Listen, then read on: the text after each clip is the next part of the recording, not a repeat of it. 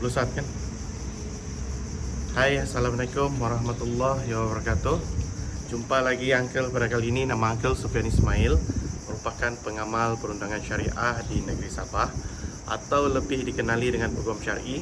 So, pada hari ini Uncle akan share lagi beberapa isu syariah di mahkamah syariah, khasnya untuk di negeri Sabah.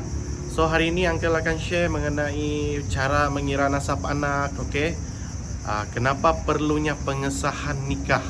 So, daripada pengesahan nikah tu, disitulah wujud isu nasab anak. Macam mana mau kira, layakkah anak ini dibinkan atau dibintikan dengan bapa kandung setelah pihak JPN memberi Abdullah kepada bin atau binti anak tersebut disebabkan oleh kegagalan pihak ibu bapa tu mempamerkan sijil nikah. Okey. So, hari ini Uncle mau bagi tahulah kenapa perlunya pengesahan nikah. First, itu dia punya asal cerita. Apakah dia pengesahan nikah? Okey. Pengesahan nikah ni kita perlu sahkan sebab untuk mendapatkan sijil nikah yang berdaftar dengan Jabatan Agama. So, bila kamu tidak buat pengesahan, kamu secara otomatiknya bila anak lahir, anak tu terpaksa dibin atau dibintikan dengan Abdullah. Dan hanya ibu kandung sahaja yang mempunyai kuasa terhadap anak-anak tersebut. So, banyak yang tanya Uncle, dia cakap, Uncle, apa efek ataupun kesan anak yang berbin dan berbintikan Abdullah? First, efek dia, bapa dia tidak berhak untuk mewalikan anaknya seandainya anak dia perempuan. Maksudnya, anak tu nanti bila mau nikah nanti sudah besar, dia kena berwalikan hakim. First effect. Kedua, anak tersebut tidak layak untuk menerima apa-apa harta bapa kandungnya.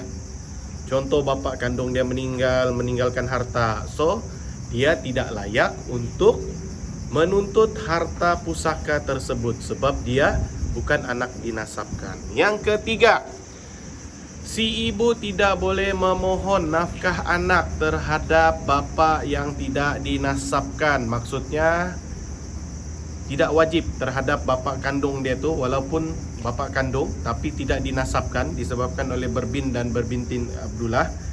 Ibunya tidak boleh memohon ke mahkamah untuk nafkah anak. Itu kesan dia. Kesan sudahlah tiada bin, tidak dapat apa-apa. So, bagi isteri yang tidak mempunyai sijil nikah, jangan berharap terhadap pencen si suami. Dia pun tidak layak. Ataupun apa-apa lagi, contoh KWSP si suami. Sebab si suami itu cuma gelaran pada kamu, bukan gelaran pada undang-undang, sebab tidak ada sijil nikah. Okey. Bagaimanakah keperluan mendesak terhadap pengesahan nikah? Keperluan mendesak terhadap pengesahan nikah di mahkamah syariah adalah bagi mereka yang pernah nikah kampung-kampung, nikah tidak berdaftar, selepas tu mempunyai anak.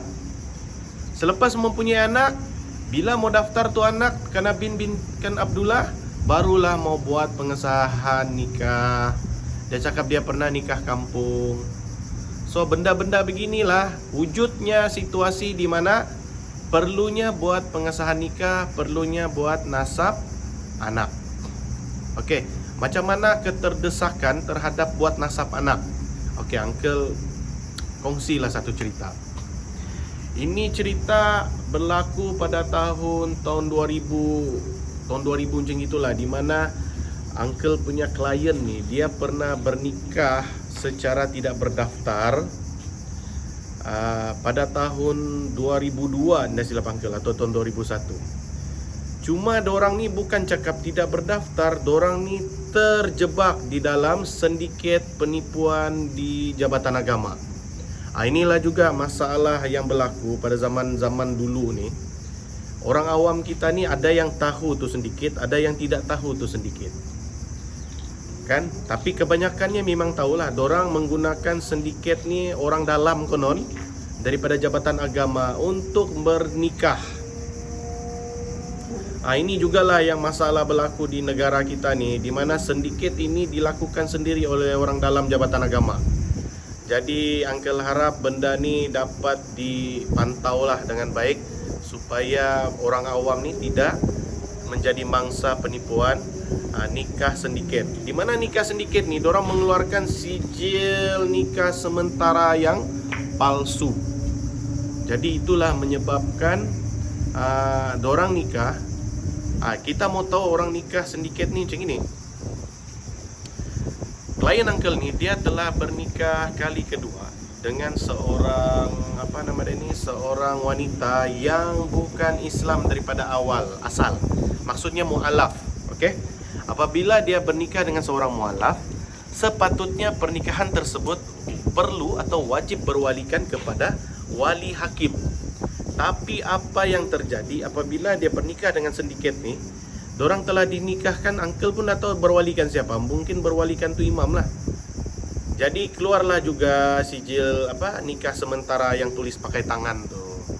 So mau dipindikkan cerita, nikah orang berlaku secara orang cakap imam yang bertauliah konon, Uncle pun dah pastilah betul ke tidak. Tapi dorang ada sijil nikah sementara yang bertulis tangan, size dia pun separuh daripada A4 tu. Jadi dipindikkan cerita hasil daripada pernikahan sindiket tu, dorang ni mempunyai 4 orang anak. Okey? Anak pun sudah besar-besar. So dia punya isu sekarang pada tahun 2020 wujudlah isu pertengkaran sehingga menyebabkan ingin bercerai. Di sini timbul isu orang yang tidak bernikah secara berdaftar, dia tidak boleh bercerai. Sebab apa? Bila dia datang ke mahkamah, mahkamah akan cakap, bila kamu nikah, mana sijil nikah kamu? So bila dorang pergi buat mau bercerai, so dipamerkanlah dorang punya sijil nikah sementara yang palsu tu. So didapati sijil nikah ini tidak ada maklumat data dalam Jahin. So Jahin mengiktiraf sijil itu merupakan sijil palsu. Okey? So isunya sekarang, macam mana si isteri ingin bercerai sedangkan pernikahannya belum disahkan. Di sinilah berlaku situasi di mana pernikahan itu wajib dulu disahkan. Apa yang menikah dulu tu, yang tahun 2002 tu, barulah boleh si isteri atau suami itu memohon perceraian. Okey, itu isunya sekarang. Apabila kamu tidak bernikah secara berdaftar, maka kamu tidak boleh juga bercerai secara berdaftar. Sama juga dengan isu orang yang suka kahwin di luar negara. Contohnya kahwin Thailand. Kahwin Thailand, apabila kamu nikah di Siam, paling senang orang cakap Siam lah, Thailand kan. So datang ke Malaysia, wajib mendaftar pengesahan nikah juga. Kalau tidak, kamu tidak boleh bercerai. Okey, di situ. Okey, apa soalan dah? Okay, thank you yang join.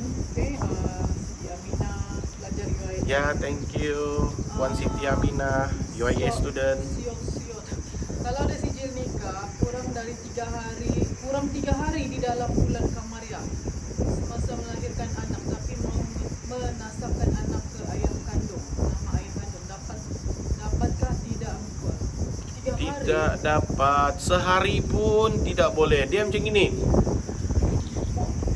Okey, Uncle mau explain. Uncle mau kasih faham, anak yang boleh dinasabkan adalah anak yang cukup 6 bulan Komariah. Kita kena faham bulan Komariah maksudnya bulan dalam kalender Islam, berbeza dengan bulan konvensional yang Februari, Mac apa tu kan. So dalam Islam 1 bulan merupakan 29 hari. So maksudnya 29 hari darab 6 adalah 174 hari. Pastikan anak ini cukup 174 hari. Uncle tidak cakap dia bukan anak luar nikah, tapi dia anak syubhah. Maksudnya anak syubhah dia boleh dinasabkan walaupun mamanya, bapaknya nikah semasa dalam mengandung. Dia dibolehkan di dalam hukum syarak ataupun undang-undang, anak syubhah boleh dibin atau dibintikan kepada bapa kandung. So kalau dia kurang, macam JPN tak payahlah kamu susah-susah. Bila JPN dia sudah memang lock. Tarikh lahir dengan tarikh nikah tidak cukup 174 hari, dia otomatik akan bin Abdullah. Sebab dorang punya sistem sudah macam gitu. So, apa yang boleh ditukar bin sama binti Abdullah ni ialah kes di mana berlakunya nikah kampung sebelum nikah berdaftar. Pasal tu lah banyak orang nikah kampung tapi tiada isu anak. Kamu tak payah buat pengesahan nikah. Lebih bagus orang cakap nikah baru. Sebab itu lebih mudah berbanding untuk buat pengesahan.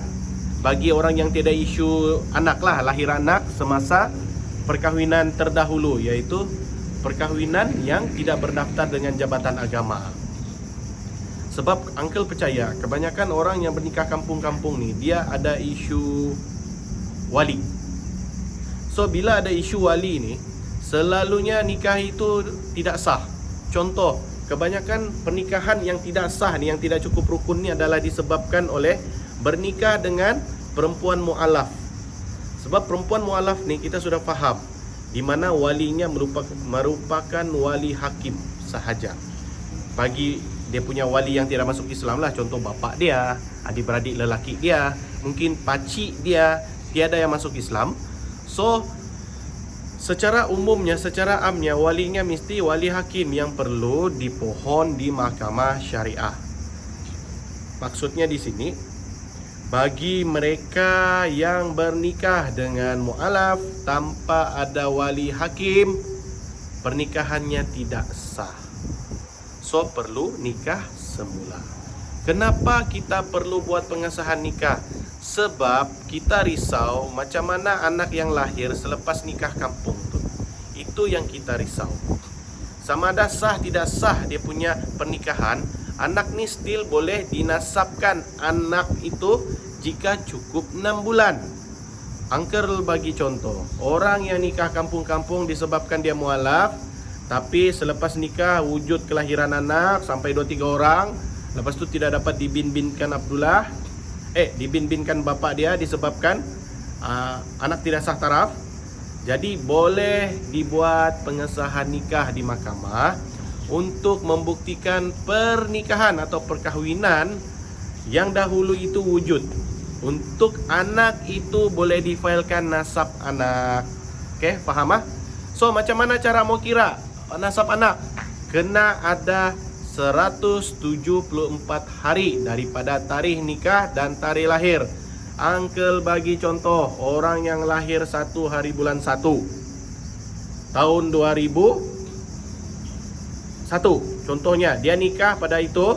So anak itu perlu lahir sekurang-kurangnya 174 hari daripada tarikh nikah tersebut. So maksudnya anak tu mesti lahir paling kurang pun pada bulan, angka rasa dalam bulan 6 lah. Okey, 1 hari bulan tu juga pastikan dia ada 174 hari. Boleh kira lah dalam kalender. So cukup 174 hari ataupun 6 bulan Qamariah, maka anak itu layak dinasabkan. So kalau bagi soalan orang cakap, kalau kurang sehari, kurang 2 hari, kurang 3 hari, kurang 4 hari, boleh ke uncle? Tidak boleh jawapannya. So okay, don't worry, kenapa anak ni tidak boleh dinasabkan, tidak masalah juga. Yang penting bapak dia yang bertanggungjawab. Dan yang penting lagi bapak dia tahu, bila anak yang tidak dinasabkan ni, kalau anak tu perempuan nikah nanti dia kena wajib berwalikan hakim. Dia tidak bapak kandung tu tidak boleh berwalikan dalam pernikahan anak dia tu, sebab tidak dinasabkan.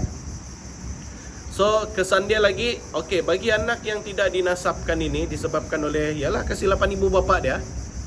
Jadi dari segi harta pusaka, uncle mohon supaya bapa itu menghibahkan harta tersebut supaya anak tu tidaklah terkilan. Kenapa? Kamu yang projek awal-awal sampai dia terlahir, lepas tu tidak dinasabkan, nanti harta pusaka dia tidak ampit lagi disebabkan dia anak tidak dinasabkan. Jadi ibu bapa tu yang kena pintar untuk susun harta-harta yang ada tu supaya dihibahkan kepada anak yang tidak bernasab ni. Okey? Sebab yang buat silapnya ibu bapa, bukan anak tersebut. Okey? Itulah yang uncle mau kasih cerita. Okey, uncle cerita balik. Uncle punya story klien ni. cerita yang pasal dia nikah kampung tu, setelah dia bernikah kampung pada tahun 2002,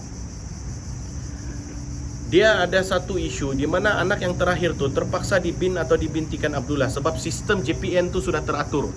Dulu mungkin JPN tidak teratur, dia terima pakai sijil sementara yang palsu tu.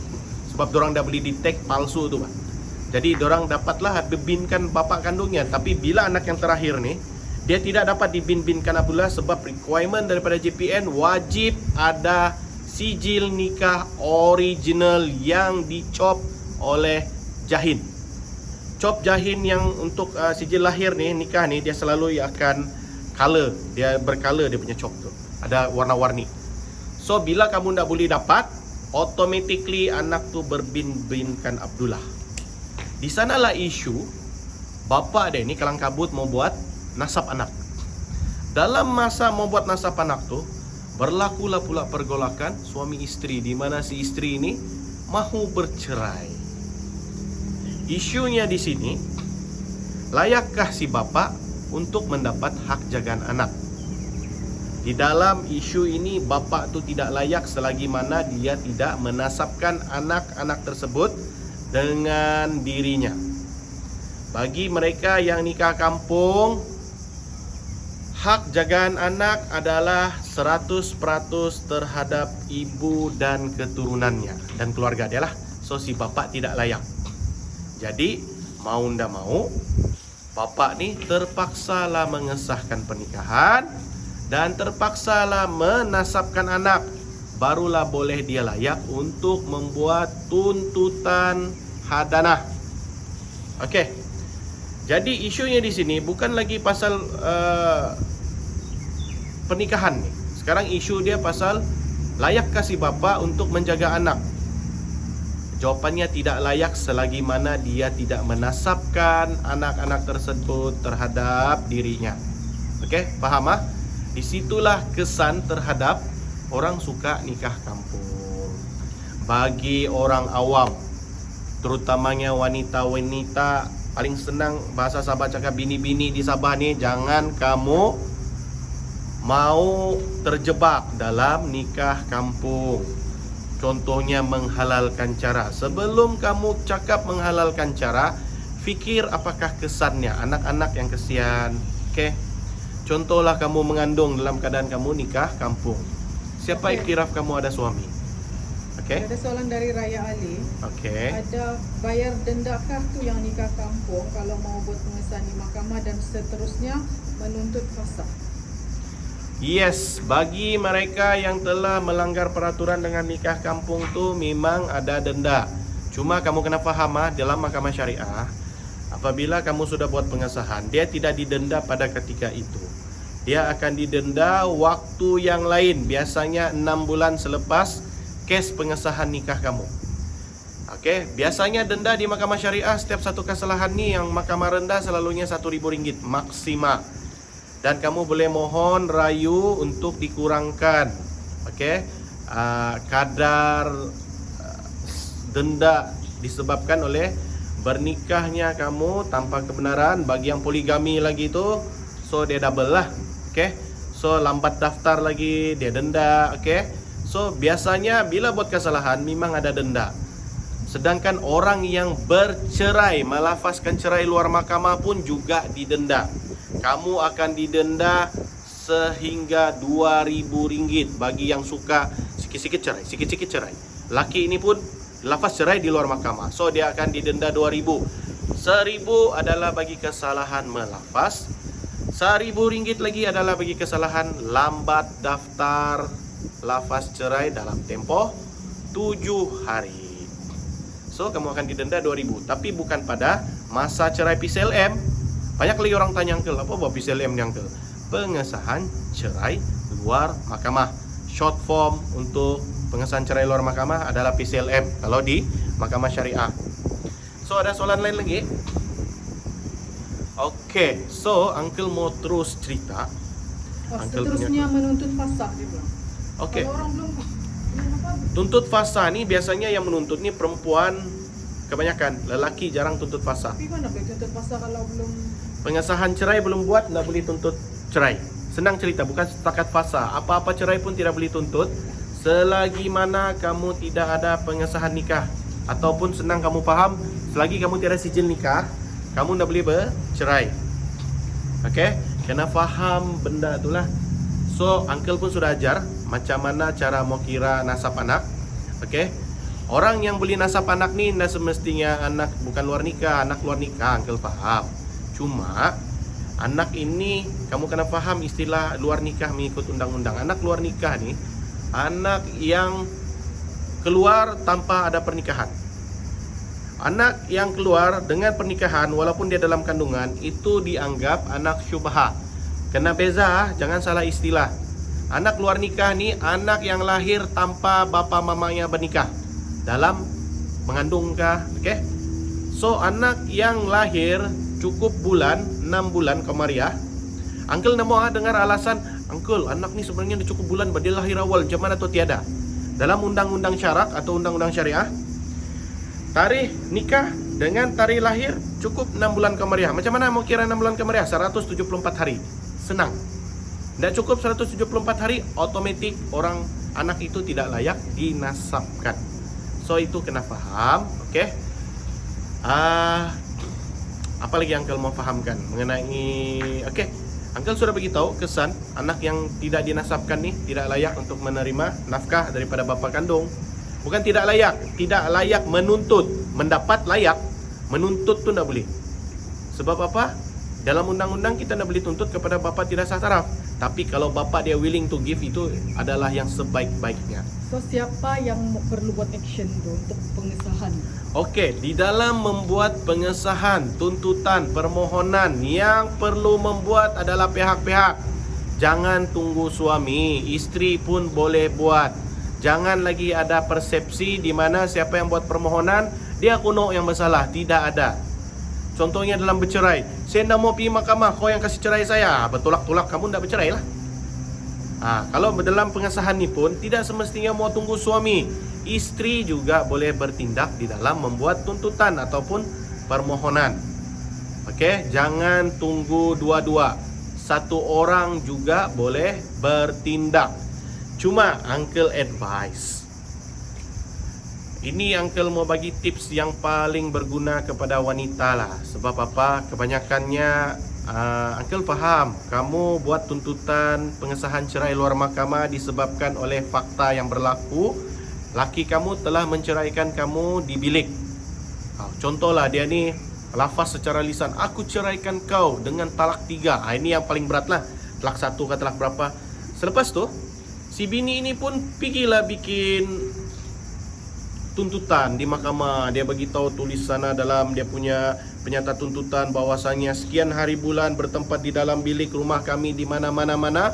Si suami telah melafazkan talak 3. Dia cakap begini, saya ceraikan kau talak 3. Lepas tu buatlah tuntutan di mahkamah. Apa yang berlaku? Si suami ini jenis yang tubal, keras kepala, tidak mau datang. So dalam kes suami yang tidak mau bagi kerjasama di dalam hadir ke mahkamah, tidak payahlah kamu buat tuntutan PCLM. Lebih bagus kamu buat tuntutan lain, cerai yang lain. Sebab apa? Dalam proses mahkamah, sekiranya pihak defendant, terutamanya dalam pengesahan cerai luar mahkamah ni, suami ini tidak pandai hadir, kes itu akan dibuang. So maksudnya buang masa saja kamu membuat tuntutan. So kalau nasab tu memang tak boleh, kira soalan lah dari siot-siot dia dari tadi. Okey, ya Miss Siot. Ada cara kau ni ada carakah untuk nasabkan ke nama ayah kandung? Kalau macam memang tak boleh sudah kan, kurang berapa Begini, hari? nasab tidak boleh, bapa kandung tetap bapa kandung. That's why itu dalam surat beranak ada ruangan bapa kandung, ditulis nama bapa tu. Tapi di dalam bin atau binti Abdullah tidak layak. Tidak ada cara lain di Malaysia. Okey?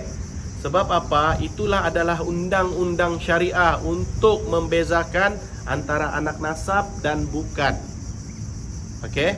Jadi, tidak ada isu besar pun dalam anak nasab tidak nasab ni. Semuanya ada penyelesaian.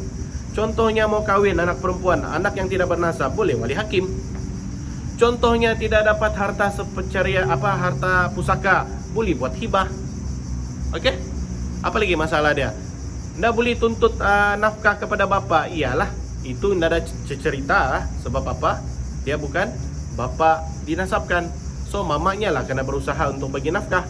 Kalau bapaknya tidak bertanggung jawab, sebab kamu dua-dua dulu tidak bertanggung jawab masa melakukan hubungan kelamin sehingga anak ini jadi begini. So ini adalah kafarah terhadap perbuatan kamu. Jadi actually ada satu benda saja pasal nafkah yang kamu nak beli tuntut.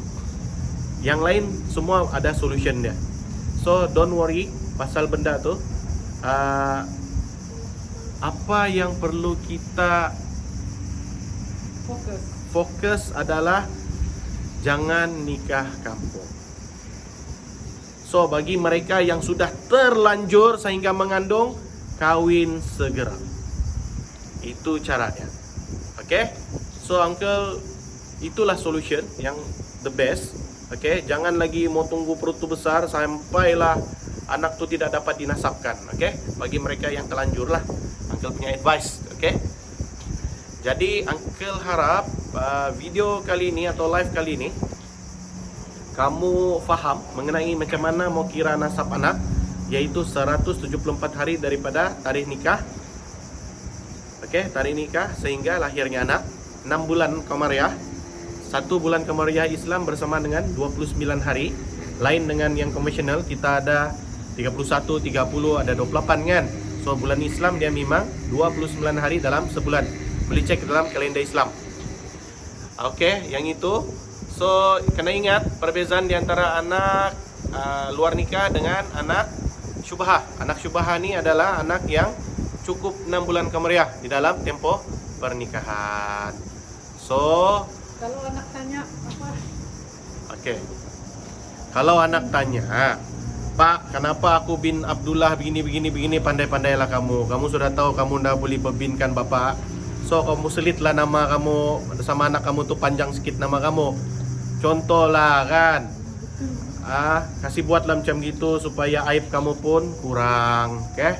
Uncle pun susah juga mau bantu. Ada lagi yang cakap, "Uncle, bukan boleh tukar nama 99 nama Asmaul Husna kan? Sekarang ni tidak boleh sudah." Okey? Ada lagi yang tanya, "Uncle, di Cipin sekarang tidak benarkan sudah alias?" Ya, memang tidak boleh sudah. So yang contohlah kalau nama kamu contoh XXX binti Abdullah, kamu tulislah XXX apa macam mana? Nama kamu sambung baru binti Abdullah bin Abdullah. Supaya orang cakap ada jugalah selit nama kamu. Begitu sajalah cara mengurangkan kamu punya orang cakap anak yang terkeliru. Okey? Sebab apa? Memang uncle faham banyak yang klien jumpa uncle.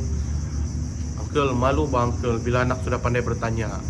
Mau uncle marah benda sudah lepas.